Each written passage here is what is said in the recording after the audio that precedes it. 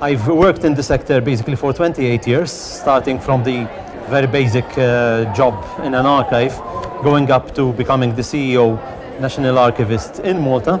And this is not my first studies in the UK. I did my master's also in archives in another university, but this sort of is the celebration of almost 10 years. It's a very significant occasion, apart from having my kids here, my wife with me. It's basically, Aberystwyth for me was the place where I can sort of find my academic stimulus. I can really come here, study, have the time, have the silence, the space to put into practice the background that I had, the hands-on experience, but then the academic consolidation of all that. Actually, when I started my postgrad studies, I had already done my master's in history in Malta. At that time, there were no opportunities to study archives and records management.